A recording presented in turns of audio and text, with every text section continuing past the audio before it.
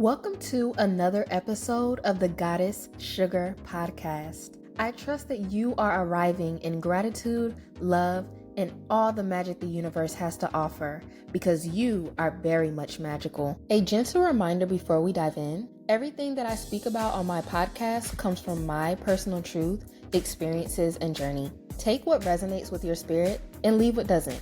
This is a space for exploration and not perfection. Trust your own path and let's walk this magical journey together. Before any episode, I think it's important for me to acknowledge the people and the forces that have brought me here today. Thank you to my divine pantheon for trusting me with your ancestral wisdom. Thank you to Spirit for being all things. Thank you to the universe for holding the cosmic beauty of our infinity. Thank you to my ancestors who walked before me. Thank you to my sacred guides for holding my hand every step of the way. Thank you to my family, friends, mentors, teachers, and the collective who support me in this physical realm. And thank you to myself for daring to live as the goddess that I am. Hey y'all, what is going on? I missed you. Hopefully you missed me. Your girl is back, host of the Goddess Sugar Podcast, Goddess Zipporah. I hope all is magical in your world. Welcome back to the Goddess Sugar Podcast, where we talk about remembering the goddess that you are, self-concept, divine feminine, spirituality. We get into all of it on here, okay? Today's episode is titled True Lover Girls Love Themselves First. And I just want to say gently but clearly, without self-love, you have nothing. Everything we desire, from pleasure to relationships to our dreams, start with the foundation of self-love. It's built on the foundation of how we treat ourselves. Being a true lover girl doesn't mean that you pour your all into everyone else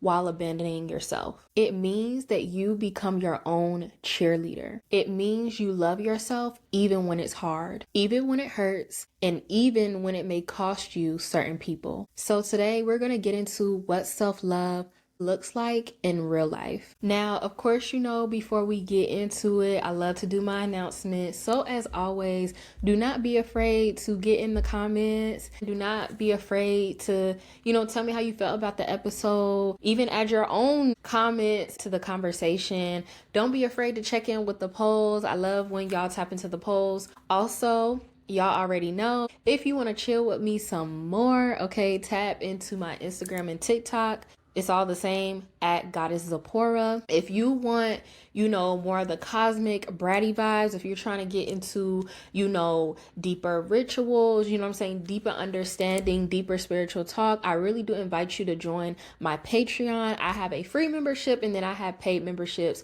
And when you go on there, you'll be able to read the difference between all of them. But that is like my main common space. Okay. Also, I told y'all last episode that I did make a website for my podcast. So again, that's another central hub that will lead you to my other platforms and my offerings. Also, if you have not already, sign up for my newsletter. What are you doing? If you haven't signed up for my newsletter, what are you doing? Like, it's free, and you also get your Mystical Baddie starter pack for free. Like, hey, what are you waiting on? Okay, and also I did put out a manifesto that does go along with this episode called the True Lover Girl Manifesto. That is on my Patreon as well, so feel free to go check it out. Okay, let's get into the conversation. I'm gonna take off my glasses for this cause yeah. Okay, before we get into it, y'all see I got my smoke. I brought the smoke back, you know what I'm saying, because I'm like, something's missing, but yeah, and this is a rose incense, which I think is so fitting for this conversation, and it smells so good. I wish y'all could smell it. Like, literally, I'm kind of getting distracted by the smell. I'm not gonna cap. But anyway, okay, I'm gonna cleanse the space with my Florida water. Okay, I love me some Florida water too. Like, yes, using it like it's perfume. Okay, I do have my baby here, my rose quartz. Okay, I have so many rose quartz. Like, all of my crystals sit on my windowsill. And when I tell you my rose quartz, how many rose quartz I have, ridiculous. Okay, and then of course y'all know I love my perfume, so I'm just gonna spritz a little bit of that as well. Like, I'm telling y'all, you know what? It would be so cute if like I could have a little studio and like, you know, I could have like VIPs in here, so y'all can just be here for the smell. Not even here for the conversation, just for the smell. Like, I wish I could smell what I'm smelling. Okay, let's get into it. So actually, I will start the conversation off because, you know, as of lately, I've been kind of giving y'all a background, you know, with the topic at hand. And so, of course, we know this weekend is Valentine's Day, okay? And for some people, it's an exciting holiday. For some people, you know, some people be feeling bitter. You know what I'm saying? And so I kind of wanted to like change the narrative around it, especially for my single girlies, because you don't have to be sad on Valentine's Day, because Valentine's Day is not just for couples. Also, romance is not just for couples. You know, I feel like there's this misconception that you can't experience romance or you can't experience like true love unless it's in the form of another. While I am all for that. Like, I'm all for partnership. I'm all for marriage, romance. Like, I'm here for it. You know what I'm saying? Like, I love that. And that's something that I see for myself. You know, the topic of this conversation is true lover girls love themselves first. The thing is when people talk about being a lover girl, people be thinking that it's like, when you say that, it's like how you love other people. And while I think it's a part of it because it's an expression, the true pearl of being a lover girl is loving yourself first, not abandoning yourself for romance, for connection, just to say that you have the other. I'm not gonna lie, this is why I brought this crystal out, you know, for this conversation in particular, because I know when I experienced my first heartbreak in college, okay, that's when I would say my spiritual journey really started to transform. And through my spiritual transformation and like transition, you know, I developed a deeper sense of self-love. The rose quartz crystal was a big tool for me because, you know, people when they're doing like love rituals and stuff like that, or they're like, oh, which crystals like attract love? Of course, like rose quartz is going to come up. But the thing is, rose quartz is the crystal of unconditional love. And I personally feel like unconditional love starts with self-love. So when I was working with rose quartz heavy during that time, I was using it for self-love. Like, I wasn't using it like trying to attract love in my life or partnership. I used it for the purpose of self-love, helping add that energy to my life, you know. And a little background about that time for me. So I had my first heartbreak. It was right before I became a senior. Just a little background. I was with this guy for 3 years. So I was in a relationship with this guy like for 3 years. So I wasn't really like out in the scene, you know what I'm saying? Because I was booed up. You know what I'm saying? Every, you know, Valentine's Day, he would give me something cute, you know what I'm saying, on a college budget. You know, at that time, like, I still appreciated it and I still loved it because I was like, you know, this is so sweet. And I remember I think it was our last Valentine's Day together. I didn't know at the time, but it was. He had got me some pink, like chocolate covered strawberries and like this bear and everything. It was just so cute because I wasn't expecting it. I was sneaking in the boys' dorm to go see my boyfriend. And, you know, I got there and, you know, he had it set up for me and everything. I feel like we may have went to dinner as well at my favorite Thai spot, but I don't remember. Don't call me on that. But anyway, so fast forwarding to March before my senior year, you know, that's when we broke up. You know, and I was very devastated. I was sad. But here's the crazy thing, y'all. The wild thing is, it's like, don't get me wrong, while I was sad about the breakup and I had this fear of being alone, I'm like, oh my gosh, like, I'm never going to experience anything like that again. Like, no one's going to make me feel that comfortable with being myself. You know, I had those thoughts going on. Like, when I tell y'all, after it happened, I had like one of those dramatic movie moments and I went back into my dorm and I literally slid down the door and I was like crying, like bawling. It was so sad. Anyway, but the thing is like the thing that made me sad the most, like quite honestly, was that my self-worth and my self-love wasn't where it needed to be. And part of, you know, the issue that I had in that relationship, I didn't realize until I got out of it. It was like, you know, I was in that relationship for comfort. And that's part of the reason why I was in that relationship. It was a comfort thing. But then when we broke up, we were no longer together. Like, I was looking at myself and it hurt to see myself like that because I'm like, you know, My self-worth and my self-love wasn't where it needed to be. And that's what made me sad.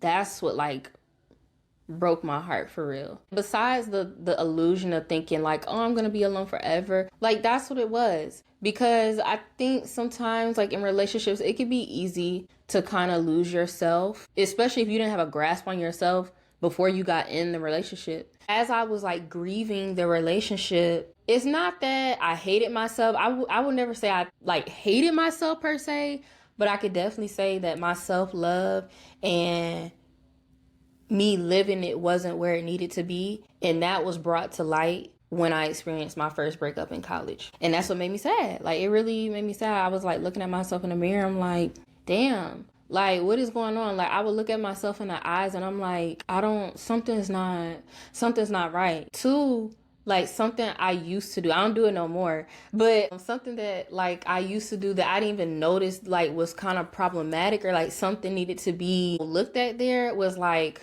I had an issue years ago, like looking at myself in the mirror. Like it was kind of crazy. Like I would avoid looking at myself in the mirror all the time. Even when I would wash my hands, I would look down. I wouldn't want to look up. As I was going through that grieving, I'm telling you, like that grieving process you go through afterwards, if you use it as an opportunity to learn about yourself, you be learning so much about yourself. And I'm like, hold on, like, why do I have all these issues looking in the mirror? Like, why? It was almost like scary for me. I'm like, what the fuck? And it was because I felt like every time I looked in the mirror, I would find something wrong with me, or like I would try to find something to fix about myself, not realizing that wasn't me practicing self-love. You know what I'm saying? Like if you constantly pick at yourself and feel like you need fixing, and that's what you tell yourself, I feel like that's the opposite of self-love. You know what I'm saying? Because now you're telling yourself I have to be perfect because something's always wrong with me. Something needs to be fixed. And that's not fair to you. So, okay, like come the first Valentine's Day that I was single, you know, I was a little sad. I'm not gonna lie, because I was used to having someone around or having someone to spend it with or something like that. But instead of like sulking in that, I turned it into something empowering, you know, so that's why like every Valentine's Day, I make sure to like take myself out. I make sure to do something that I really love. You know, like I use that day to empower myself and also look forward, you know, to the day that I'll get to spend it with my divine partner. Like, that's what I'm saying. It's all about how you look at it. Like you can look, girl, on Saturday, you could sit there and whine and cry and woe is me about feeling lonely and all these things, or you can turn it into something empowering. And I do want to say, like, it's okay to use that time of empowerment and still feel sad if you do, because also we want to feel our feelings. So if you are sad, if you are feeling lonely, if it is maybe like a bitter time, still feel your feelings, but also use that as fuel to empower yourself. On Valentine's Day, I'd be like, damn, you know, I wish I was like going on a date with my boo. Like, it's okay to have those thoughts. Like, that's fine. There's nothing wrong with that. Just don't be soaking in it. Like, okay, I'm looking forward to that, but also it's me right now. It's me, myself, and I right now. And that's also beautiful. Like, you being with yourself is just as beautiful as you being in divine partnership. And I think that's like where some people really get it messed up. And that's why singlehood can be such a dread for some people, is because of the way that you're looking at it. You're just looking forward to the day you get out of it, not even realizing your time in singlehood for however long it is such a discovery period. When you really optimize this time, you know, if you're single, you know, to really discover what you love about yourself, what do you love about your life while it's just you. Imagine how empowering it's going to be when you actually get in the divine union you're supposed to be, and you're with your divine partner who also has done that same work. I'm telling you, like at the beginning parts of my singlehood, I wouldn't say I was like the woe is me type of girl. I was never that, but I would definitely like a lot of times just feel like sad and like down. I told y'all, the guy I was with in college, I was with him for 3 years. And before that, I had a boyfriend in high school. So after my college breakup, that was my first time actually truly being single and having that time. So it was a very new thing for me. But I'm glad Spirit and the universe really put me in that position, because these past few years that I have been in singlehood, like like I love it. I look forward to divine partnership, but also I really love my singlehood. I really, really love it. With it just being me. Like the self-love, that foundation is so there. So anyway, enough of the backstory. As I said at the beginning, without self-love, nothing will stand. If your foundation is crumbly, the house is eventually going to crumble, right? If you outsource love, if you outsource romance, anything you outsource that you're telling yourself, I can't get it within, so I have to get it from somewhere else, I promise you that shit's gonna crumble. It may not be today, it may not be next week, it may not be next year, but eventually it's going to crumble. And I think that's why some breakups can be so devastating, because people, when they separate, see, and this is one thing I don't like when people say, oh, I'm looking for my other half, I'm looking for my other half. That right there, y'all, I'm gonna tell you right now, that's dangerous. Don't be saying that. Do not be saying that. Don't even go into partnership like that. Because what you're saying is that you're not a whole person and you need somebody to complete you. See, I always say I look forward to meeting someone else who is whole like me. Because it's two. It's 1 and 1 equal 2. It's not half and half and we want. No, baby. Because like I said, if you happen to break up with that person, you gonna feel like your other half is gone because you outsource so much to them. When it's gone, you feeling like you lost out on something. You know what I'm saying? You feeling like you losing something. So it's like hard for you to get over. It's a whole bunch of emotional turmoil. So I personally, y'all, like, I don't be saying that. Like, I don't look at anybody like that. Even when I do meet my divine partner, like, yeah, I know, you know what I'm saying? I'm going to grow in love with that man. Like, that's my man. That's my man. You feel me? Like, I'm gonna have a lot of love for him, but he's not my other half. Zipporah is a whole person. I'm a whole woman. And so are you. That whole other half. No, you come into relationships as a whole person, baby. And you will leave this world a whole person. So that's what I mean. Self-love has to be your foundation. Also, when self-love is your foundation, I promise you, this is the work I've been doing for years now. So I could really like get into it with you. When you really are intentional about self-love being your foundation, there's just certain shit you're not gonna deal with. There's also certain people you're just not gonna deal with. And for the goddesses, when you make self-love your foundation, there are certain men you just will not tolerate. I'm so serious. It begins to that point where it's like the tolerance don't be there, because self-love is the foundation. And so when you have that down, like, okay, self-love is the foundation, you make better decisions for yourself. You have better experiences in the world. You're going to have better experiences with people, because not just with men, but also with people in general and how they treat you. When self-love is your foundation, you know when to walk away. You also know not to let anybody disrespect you. Anybody's trying you, self-love is going to tell you to walk away. Self-love is going to tell you to handle that. You know what I'm saying? It don't have to be nothing loud, nothing like that. But again, because when you have self-love as the foundation, you also carry and live self-respect. So there's just it's just certain shit that's not gonna come your way. You know what I mean? Every relationship, every boundary, every desire that you have is shaped by how you treat yourself. Okay. And of course, this is no shade. I promise y'all, I'm not trying to come for nobody. I'm just, you know what I'm saying? I'm just giving the tea.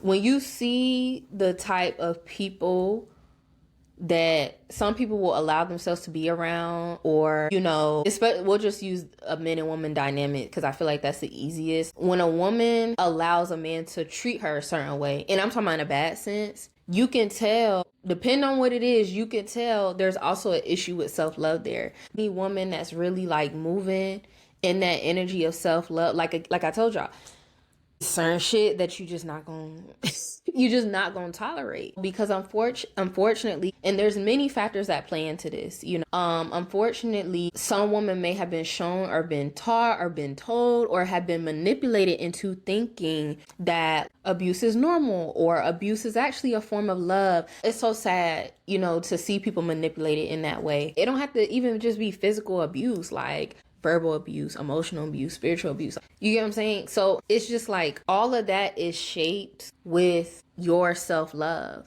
and unfortunately, like sometimes if you're lacking it or it's not something you're intentionally living, it does show up in your relationships. It does show up in your experiences and so forth. And as a true lover girl, you really hit that point when you don't search for love anymore. Like, you don't chase love. You don't have to chase a man or a woman. You don't have to chase anybody. In that same breath, chasing could look like you trying to force a connection with somebody that's clearly not meeting you. Like, some people will title that over, well, I'm just so lovey, like, I'm going to try to make it work, da, da, da, da. But a true lover girl knows that she embodies love and that she is love, so there's no need to chase it.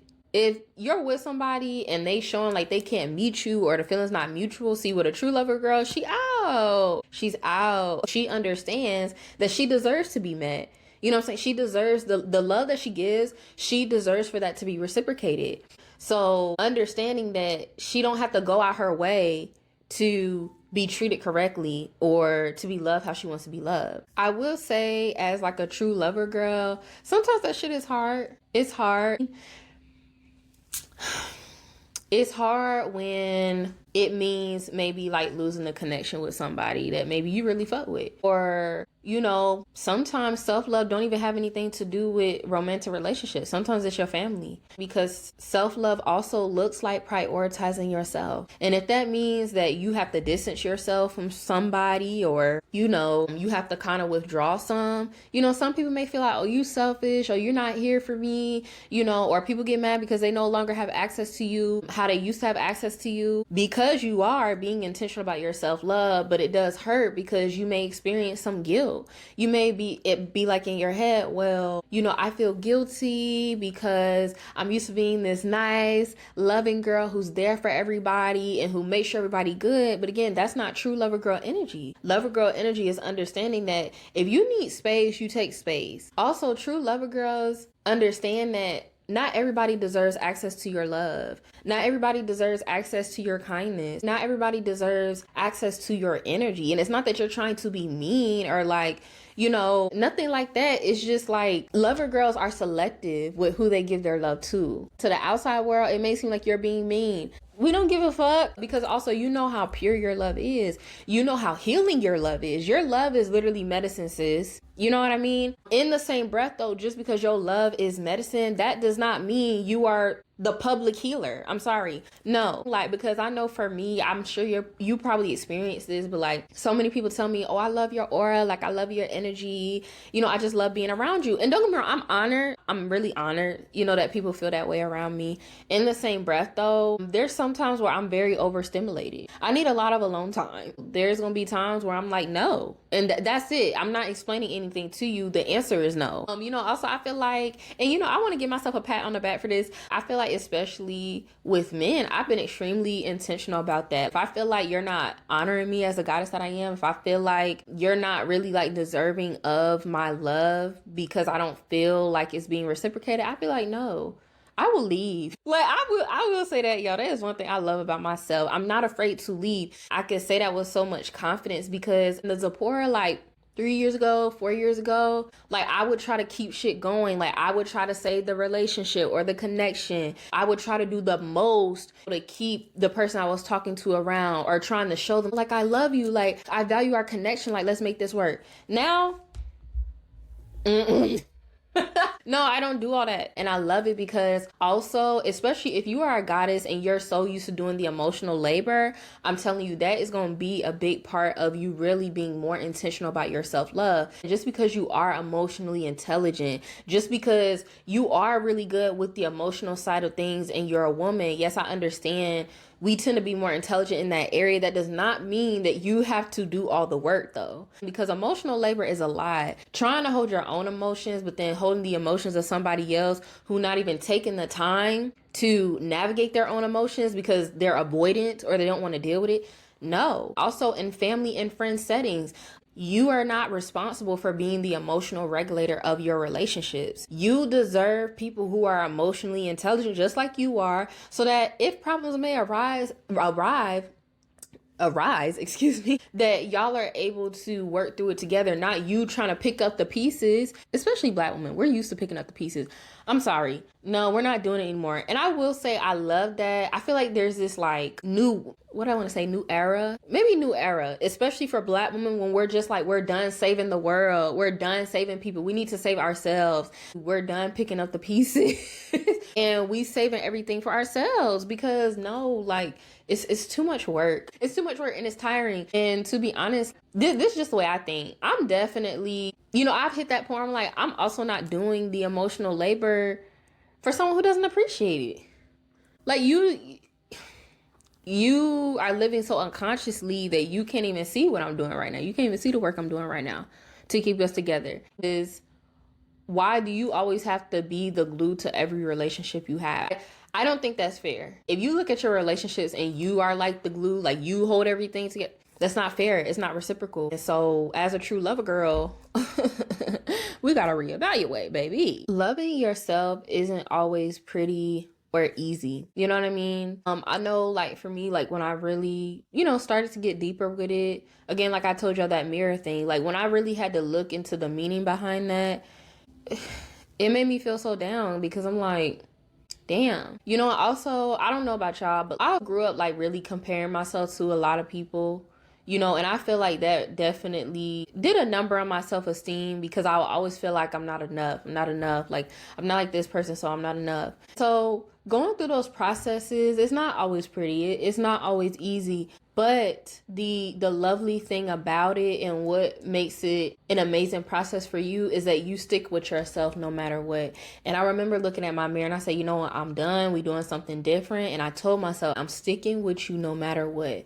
So even the days where it's like I'm going 10 steps back, even the days where it's hard as fuck, I'm sticking and I'm loyal to myself, because I know, and I can feel this woman that I can be, which is the woman I am today. I could feel into her, and I'm like, I know I can get to her. So let's go through this process. Regardless if it's messy, hurtful, cloudy, whatever, like, we gonna go through the storm together. Like, I made that promise to myself. And look where I am today.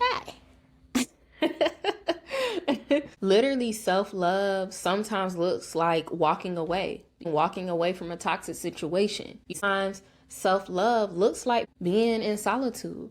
I told myself after my first breakup, I was like, I am not getting back into a relationship until I get what I want. And I've been very adamant about that.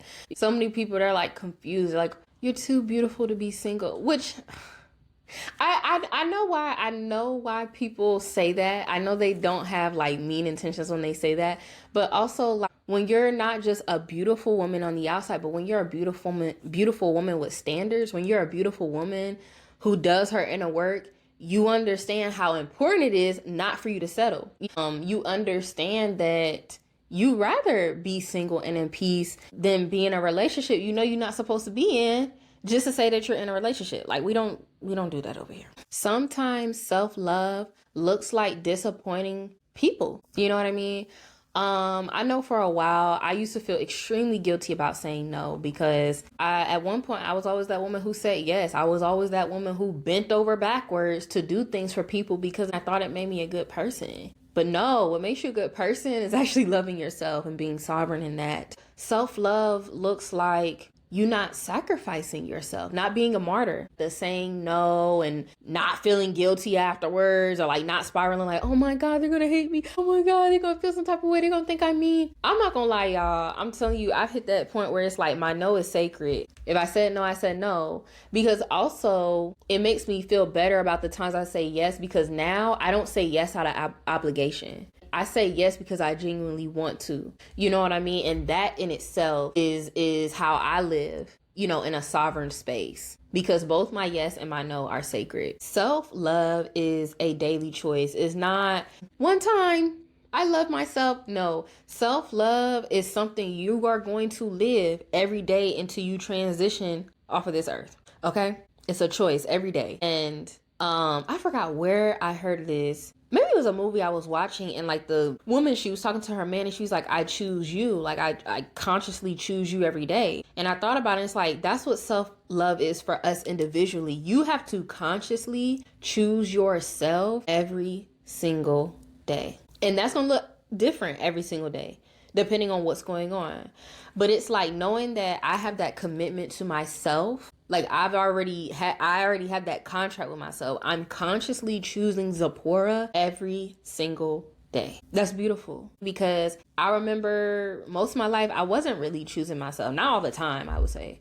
Not all the time. Because also, you know, the role that I had in my family, like part of my job was putting people before me. You know what I'm saying? So when I got in a space where it was just me and I could do what I wanted to do, then it's like, okay, what does Zipporah want to do? What you like? What does love look like for you today? You know, like I love that relationship and that intimacy I have with myself. I'm an advocate for everybody having that type of intimacy with themselves to say, I choose you every single day. Because we know that, you know, the opposite of love is fear. So when you're making a choice, you have to ask yourself, is this feeding my self-love or is it feeding fear? And I know that helps me a lot. You know, sometimes I have to really just sit with myself and ask, like, what frequency is this feeding? Am I doing this out of obligation, which would be on the fear side, or am I doing this because Zipporah genuinely wants to? It's something that you have to ask yourself every day, you know, when you're making decisions. And I'm telling you, you will start to see that you're living a more empowering life the more that you feed that self-love. Some practical ways that I wanted to talk about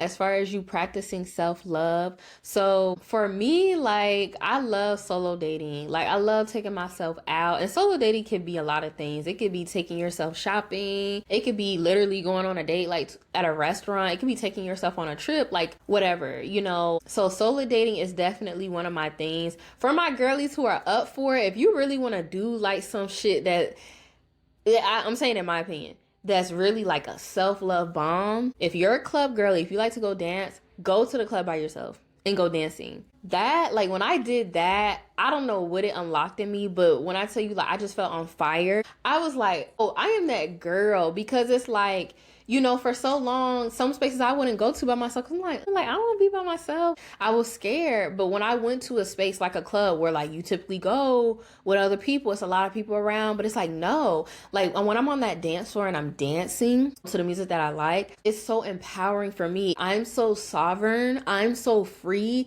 that I can be here in my own company, in my own space, and take over the room. I'm not hiding at the bar, you know what I'm saying? No, I'm out in the middle of the floor by myself having a great ass time. Like, it was an ultimate act of self-love for me. But of course, like for everybody, it looks different. But I do challenge you to do that. For my girlies, if you really want to challenge, like, maybe like go to a club by yourself, go to a concert by yourself, like somewhere where people typically go with other people, go by yourself and like enjoy your own company. Self-love, okay, practical ways, leaving toxic environments. I told y'all, Zipporah is quick to leave, like, because that's me choosing myself. The self-love is way more peaceful than any toxic situation can offer. I mean, toxic situations don't really offer any peace. So it's like, what's the point of you staying? What are you really getting from it? And I'm sorry. No, I'm gonna just say it. Let me stop trying to filter. Look, okay, don't get me wrong. I love sex. I love the menses, all of that. I'm here for it. However, there is no dick that good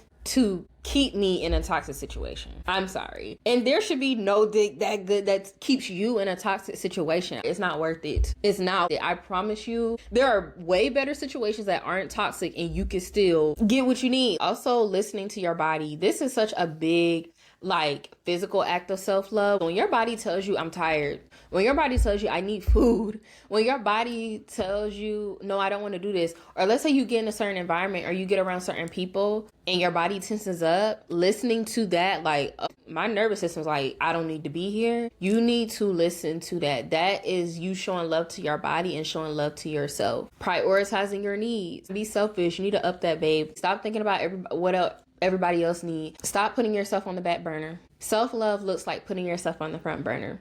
Protecting your energy. This is a big one for me. And being selective about who you give your energy to, I feel like is a major form of self-love. Knowing that everybody don't deserve you. Everybody does not deserve you. You are not responsible for being the medicine for everybody. Limiting that access. Not everybody needs it, because here's the thing. One of my favorite astrologers, he brought up a term and I was like, oh my God, I love that.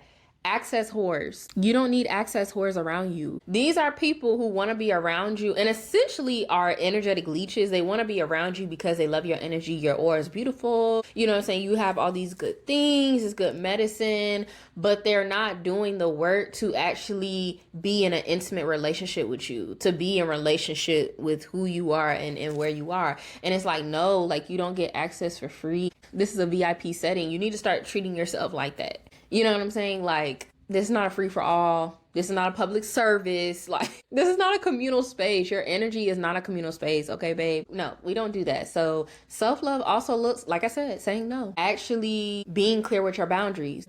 So if something crosses that, it makes you feel uncomfortable, you speaking up and saying, stop.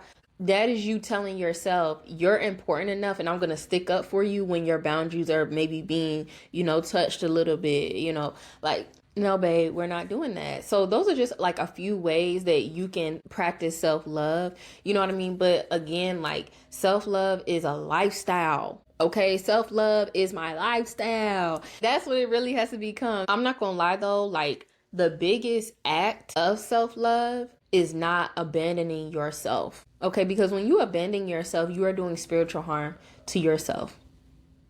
And we've all been guilty of it one way or another. But the way that we are conditioned and programmed, we're taught to abandon ourselves in so many different ways, whether it's physically, mentally, emotionally, spiritually, in so many different ways. And so you have to be intentional about, like, I'm calling my energy back. I'm not leaving myself. Making that contract with yourself, like, I'm never leaving you again. Like, it's me and you. Because just how, you have a divine partnership with the other, you also are in divine partnership with yourself. You get what I'm saying? It's such a beautiful, like, perspective to look at it that way. The way that I look at it is like self-love is the true abundance. People just think abundance is money. Yes, it can show up in the form of money, but self-love is the true abundance. On my days where like things don't go my way, I can always come back to the fact that I have myself. And that's abundant to me because I am infinite. So it's like, regardless of what the fuck is going on, I got me. Not abandoning yourself means not staying in spaces where you feel small, where you feel like you have to dim, like you're not being your full self, you're not fully expressing yourself. And so that is a form of abandonment. So you just want to be, cognizant of the spaces and the people that you're around. If you're around them and they make you feel like you have to dim or like keep it, no, you need to back up. Self-love is saying, you know what, I'm going to be around people who match my energy, who I feel safe being around. That is an act of self-love. Also, not betraying your truth, not ignoring your intuition. I always say your intuition is your communication line with the universe. You tapping into your truth. What is your voice saying? Honoring that, honoring your truth, honoring your authenticity. Betraying your truth, like that is a form of self-abandonment.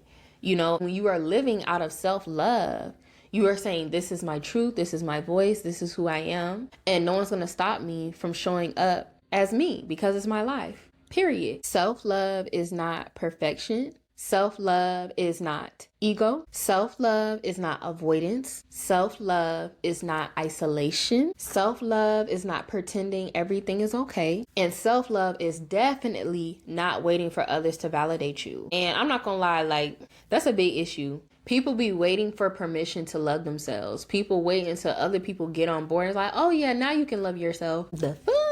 No, you know what I'm saying? Some women wait until they lose a certain amount of weight or they look a certain way for them to be like, oh yeah, I love myself. But the thing is like, you got to love yourself through the whole process. So even when I was at the beginning of my process, like being intentional about it, no. Was I the woman I wanted to be in that moment? No, but I still love that version of myself. You know what I'm saying?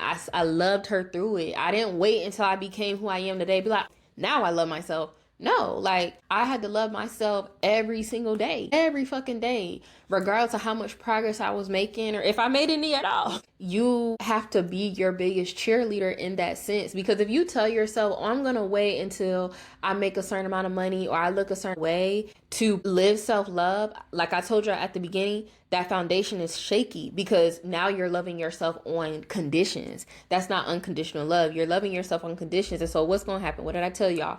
The foundation is shaky and eventually that shit is going to crumble. So it's like self-love is loving yourself as you are right now and saying, I'm going to continue this as I continue to evolve and grow. And people will start to notice, some people are going to love it. Some people are going to feel some type of way about it, because the people who feel some type of way about it, just like with boundaries, they were the ones benefiting from you not having boundaries. They were the ones benefiting from you not loving yourself. So of course, they're going to feel some type of way when you start moving differently. And they're going to be like, you changed. Or, you know what I'm saying? Some shit like that. And it's like, no, babe, I just chose me. Some people are not going to really respect that. And that's okay. Because again, when you love yourself, when you really move like that, you don't give a fuck. You don't give a rat's ass. You can be mad.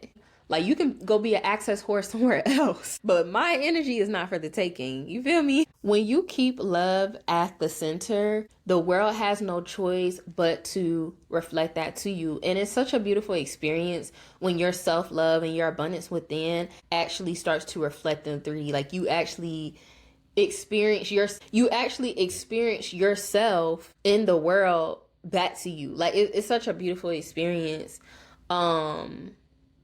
From the smallest things that I experience daily, I'm just like, this is my self-love reflecting back to me, and I deserve this, and it's such a beautiful thing. Also with that, when you keep self-love at the center, you eventually start to attract aligned connections. You know, there's a resonance. You get what I'm saying? Eventually, you hit that point where you don't even start attracting the same people anymore, because the resonance, the frequency changes. Literally, your inner world becomes your outer world. And it's such a beautiful thing. Self-love is honestly the highest form of empowerment. You know, when you show up in the world like, yeah, this is who I am and I love myself. Like, I love that rebellious type of nature, you know, because most people like walk around like robots and, you know, are just sheep in the world. But it's like, no, I'm going to dare to be this light. I'm going to dare to be this pink heart. I have the audacity. You know, people are looking like, how dare she love herself so much? And it's like, yeah, I do. You feel me? And I'm out loud with it. I'm not hiding shit. Like, I love that rebellious energy. When I think of that, I think of like Aquarian energy, just like that rebel, like, I'm going to do what I want to do. You know what I'm saying? Which means love myself, period. Such a spiritual freedom that comes with loving all that you are. Like I said, loving all versions of you, even the ones that you're not aligned with anymore. Understanding that all versions of you, right, are a part of this journey, and saying, yeah, I love me. I love me then, and I love me now, and I love me in the future. Yeah, it's a different type of freedom that you just have to experience once you start really living in the self-love, you know. And something that I always remember, you know, like I said, I look forward to divine partnership, and I look forward to experiencing and sharing love with the other. But I also know at the end of the day, like, no one's gonna love me how I love me. You know what I mean? Like, and I don't mean that in no type of way. I mean that in a very empowering way. Like, my love that I have for myself, the love that you have for yourself, nothing will come close. Like, well, I won't say nothing will come close. I'm not gonna say that. I'll take that back. It can't come close, but there's a certain level of intimacy that I feel like only you can touch as the individual. Hopefully y'all got what I'm saying. If this episode spoke to you, I hope that it was a reminder that loving yourself is not selfish, it's sacred. True lover girls don't abandon themselves. They choose themselves with compassion, honesty, and devotion.